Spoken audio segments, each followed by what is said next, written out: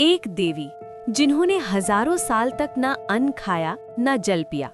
और हैरानी की बात यह है, जब उन्होंने पत्ते तक खाना छोड़ दिया तो उनका नाम पड़ गया अपर्णा।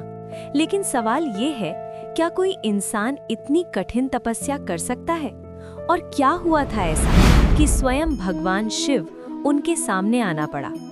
ये कहानी है माँ ब्रह्मचारिणी की, लेकिन इस कहानी का असली रहस्य उनके पिछले जन्म से जुड़ा है, जब वो माँ सती थीं और अपने पति के अपमान के बाद अग्नि में समा गईं।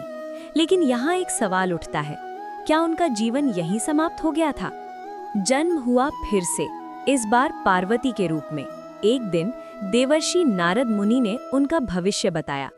इनका विवाह एक ऐसे योगी से होगा जो शमशान में रहता है और गले में सांप धारण करता है। सुनने में अजीब, लेकिन पार्वती समझ गईं, वो कोई और नहीं, महादेव ही हैं। लेकिन क्या महादेव को पाना इतना आसान था? यहीं से शुरू होती है तपस्या, ऐसी तपस्या जिसे सुनकर आप हैरान रह जाओगे। पहले 1000 साल सिर्फ फल और फूल, फिर कई साल सिर्फ साग। लेकिन असली कठिनाई अब शुरू होने वाली थी। कई हजार सालों तक सिर्फ सूखे बेलपत्र, लेकिन एक दिन उन्होंने पत्ते भी छोड़ दिए, ना अन्न न पत्ता, और तब उनका नाम पड़ा अपर्णा। लेकिन सवाल ये है, क्या उनकी तपस्या का कोई अंत भी था? उनकी तपस्या इतनी कठिन थी कि देवता भी डर गए, और तब स्वयं भगवान शिव उनके सामने प्रकट हुए और उन्होंने कहा, तुम्हारी भक्ति ने मुझे मजबूर कर दिया। लेकिन क्या यही उनकी जीत थी?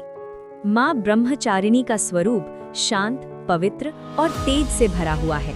उनके हाथ में जप माला और कमंडलू होता है, और उनकी तपस्या से प्रसन्न होकर ब्रह्मा ने उन्हें वरदान दिया। लेकिन इस कहानी का सबसे बड़ा रहस्य क्या है?